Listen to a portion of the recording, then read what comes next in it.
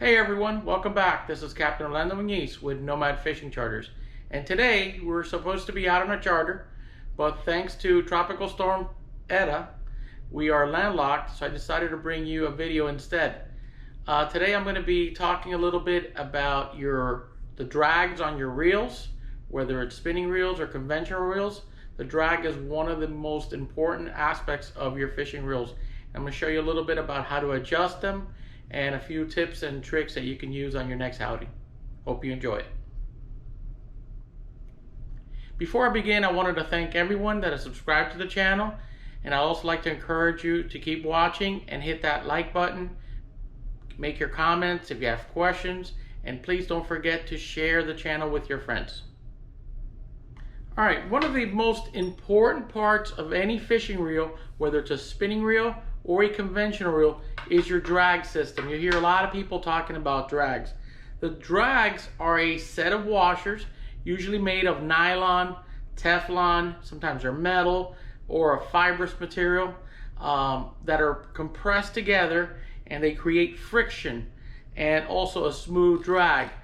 The drag is the part of the reel that we use to control when line can slip out of the reel. Basically, it allows you to catch a large fish on light tackle. Now, whether you're using a spinning reel like this one or a conventional reel, the basics of drag settings are pretty much the same. As a rule, I like to set my drags at about 1/3 of the line's breaking strength. So if I'm using, like for instance here, 20-pound mono as my main line, I want to set the drag at about 1/3 of that. So that would put me somewhere between 5 and 7 pounds of drag. Now it may not sound like a lot, but you'd be surprised what you can catch on 5, 6, and 7 pounds of drag. We routinely catch sailfish, big mahis, sharks, you name it, on gear just like this. So if your drag is set correctly, it'll keep two things from happening. Keep you from losing the fish, and it'll keep your line from snapping. The number one rule when it comes to the drag is me personally, I like to have them preset. I check my drags before, when I put the bait out, I check them, and usually the rod goes in the holder for trolling or for live baiting until we get a bite. I don't like to adjust drags while I'm fighting a fish. I like to have them preset if at all possible. Sometimes it is necessary to make small adjustments, but you want to stay away from any big adjustments because that can make your line go zing pow. You want to stay away from that. The other thing that I wanted to mention about drags is the amount of drag. Nowadays we hear a lot of manufacturers talking about 30, 40, 50 pounds of drags on their reels. There might be some situations where that is necessary, but probably 90-95% of the time you do not need 30, 40, 50 pounds of drag. It's overkill and there's no need. Before we get into setting the drags, I want to tell you a little bit about things to consider prior to setting your drags. Number one, what type of species are you going after? Is it a bottom fish or is it a pelagic or a surface fish? The reason I ask this is because surface fish, you're a lot less likely to lose to bottom structure and things like that. On occasion, predators could be a problem, and you may want to tighten your drag a little more than usual. In that case, it is okay to maybe go a little further. Instead of 5 pounds, go up to 7 pounds or 8 pounds. Same thing with bottom fishing. If you're fishing near a structure like a wreck or a reef, and you're targeting fish like grouper who like to go in under those little shelves and those little crevices, you do want to fish your drag as tight as possible. And I'll get into that a little bit more here in a second. The other thing you want to consider when it comes to your drag is the species that you're targeting. The only question is not only whether they're on the surface or at the bottom, but what type of fish is this? Is it a fish with a really tough mouth that's not likely to spit the hook, like an amberjack? Or is it a species like maybe a mackerel, a kingfish, where you're fishing with real small treble hooks? In that case, you may want to back off on your drag and fish 2 or 3 pounds of drag. Same thing if you're fishing a sailfish tournament and you're trying to catch a sailfish very quickly on very light tackle. You also want to go a little light on your gear. And a lot of times what sailfish guys will do during these tournaments is they'll chase down the fish and try to get a leader release before the fish even knows he's hooked. And it may seem like cheating, but when you're trying to gain points for a win, that's the strategy. So how much drag you set your reels at depends a lot on what your goals are, what you're targeting, and what the situation is. Sometimes when we're snapper fishing and the sharks and the barracudas get real bad, we do have to tighten our drags a little more than we like, and we have to horse those fish in as fast as possible and get them away from the sharks. So that's another thing to consider as predators. But again, you don't want to over tighten your drags unless you have to. The other thing I want to talk about is drags when it comes to spinning reels. Here you have a 20-pound rod with a spinning reel. One of the biggest problems with spinning reels is when you're fighting a large fish and the fish is taking drag, you do not want to reel against the drag. When you reel against the drag, I don't know if you can zoom in there and see that, but when you're reeling against the drag, it means you're turning the handle, but the spool is turning as well. When that happens, you are putting line twist on your line, and if you do it enough, it'll render the rod useless once you're done with that fish. It'll twist up the line and it'll literally look like spaghetti. So that's a no-no. The other thing you don't want to do when you're fighting a fish is lifting the rod way up past maybe 11 o'clock. The rod, all rods, whether they're spinning rods or conventional rods, are designed to work at about a little more than maybe horizontal, like 10 o'clock. That's where you have the most power in the blank of the rod, and that's where you're really hurting the fish and tiring out the fish.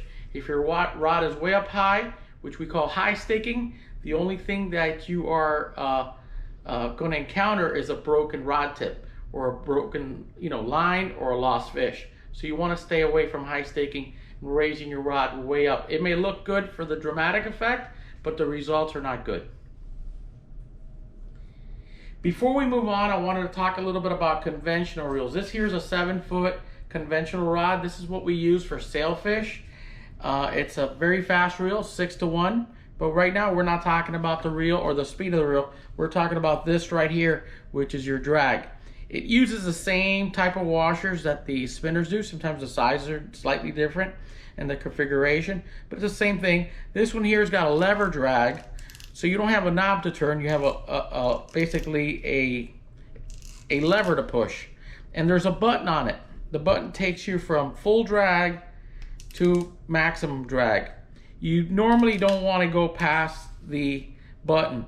What I like to do is adjust it before I start fishing, and you adjust it right here on that knob and you check it. Now I use my hand. In a minute I'm going to show you how to use a scale, but normally I just use my hand. I feel like I have enough experience where I know when the drag is set right. Again, it doesn't have to be 100% accurate. As long as I'm within a pound or two of my goal, I'm okay. Usually on these I'll fish anywhere from 5 to 7 pounds of drag, so there's no need for me to hunker down and get a scale and check it or anything like that. All right, so very simple. Right here is your adjustment. Later I'll tell you a little bit more about what you can do to protect your drags and keep your reels operating at optimal level. Continuing with the theme of conventional reels, this one here is an international, and it's on this heavy duty bent butt. It's got a Winthrop butt. The bent butt gives you a lot more leverage. Remember when I said that rods have the most strength when they're at this angle here, about 10 o'clock? This gives you that angle. The other thing that I want to talk about, again, this reel, even though it's a little more heavy duty, it's a metal body, aluminum body. It's got basically the same type of drag system, maybe a little more heavy duty. This is a 2-speed, but you set the drag exactly the same way. The only difference is that on the bottom rod, we're using braided line. There's 65-pound braid on this reel, so I'm going to set my drag usually about 20 pounds, 15 pounds, somewhere in that neighborhood, depending on where I'm fishing. If I'm fishing a wreck with a real high relief where fish have a chance of getting in there, I may tighten that drag a little bit more, or if I'm having issues with predators. If I'm on an area where there's not a lot of relief and not a lot of structure on the bottom and it's pretty safe, I'll back up on that drag a little bit so that the fish has a little more room to run around and tire himself out without pulling a hook, busting a hook, or busting a leader.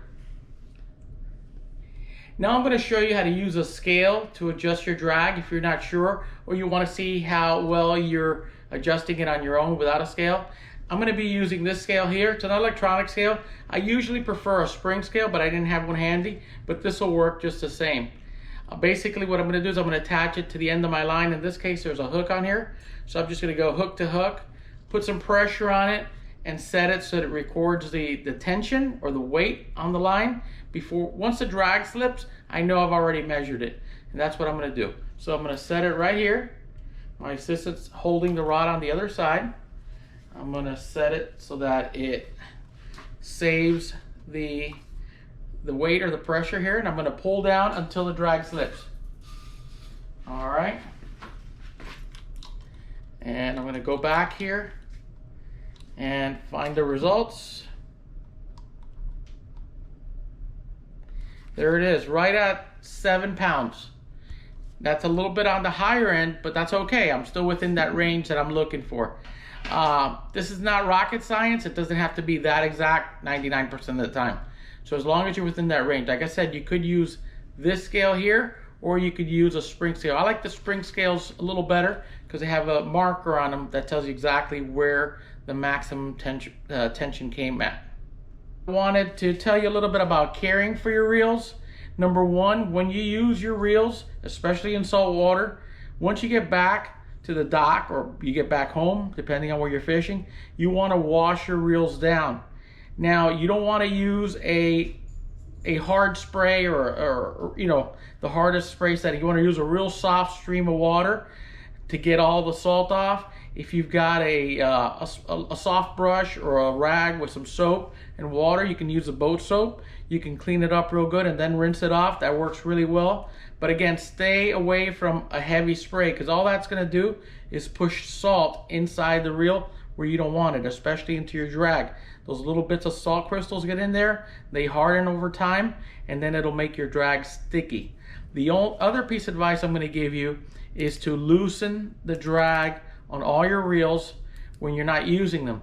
This takes pressure off of the drag washers, and it allows them to kind of sit in their normal position. When you tighten this down, they are being warped a little bit, and you don't want them, you know, getting they have memory kind of like your line, so you don't want to do that. That'll make your drag sticky and they won't last as long. So always take off the tension and then just reset it the next time you go out. Well guys, there you have it. I hope you enjoyed it, and I hope you found this information useful. Don't forget to hit that subscribe button and leave your comments in the comment section. Until next time, this is Captain Muniz with Nomad Fishing Charters.